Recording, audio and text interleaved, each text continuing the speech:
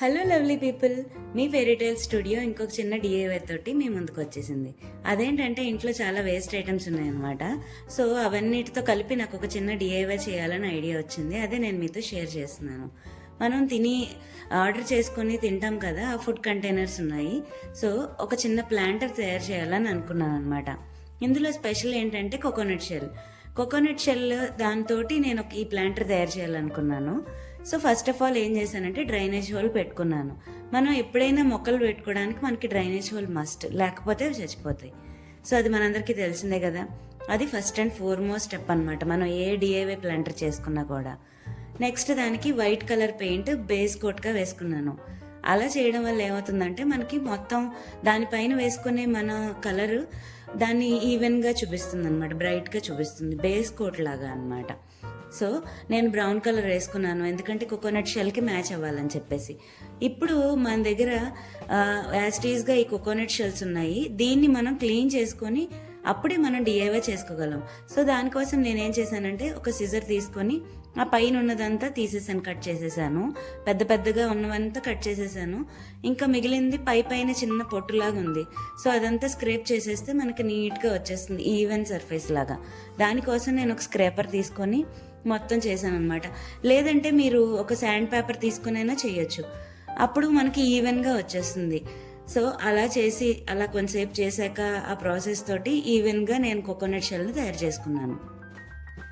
ఇంకా చాలా coconut shell craft ఐడియాస్తో మేము ముందుకు వస్తాను. సో అన్నీ ఒకేసారి చూపిస్తే ఎక్కువైపోతుందని నేను మీకు ఒక్కొక్కటిగా విడివిడిగా చూపించాలని అనుకున్నాను అనమాట.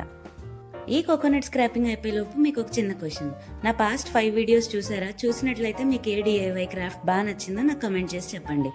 మనం చేసేది డిఐవై ప్లాంటర్ కాబట్టి నేను ఇంకొక చిన్న టిప్ షేర్ చేయాలనుకున్నాను అనమాట. ఇలా మనం స్క్రాప్ చేసేసిన కోకోనట్ ఉంది కదా, దాన్నే మనం కోకోనట్ హస్క్ అంటాము.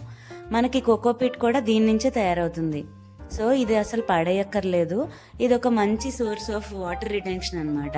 అంటే దీన్ని మనం మొక్కల్లో మట్టిలో వేసేస్తే అది బాగా వాటర్ పీల్చుకునే కెపాసిటీని ఇంక్రీజ్ చేస్తుంది.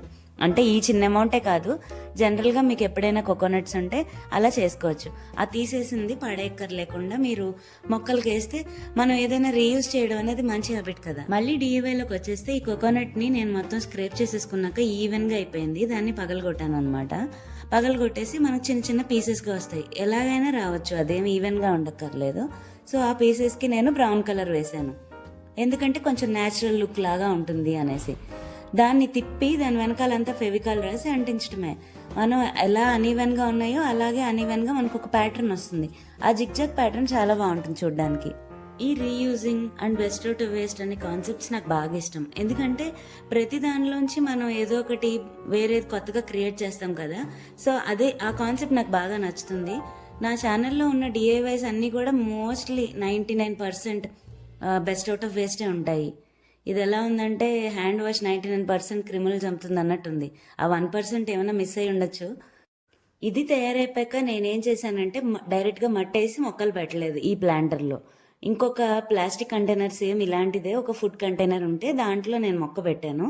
దాన్ని తీసుకొచ్చి ఇందులో పెట్టాను అనమాట.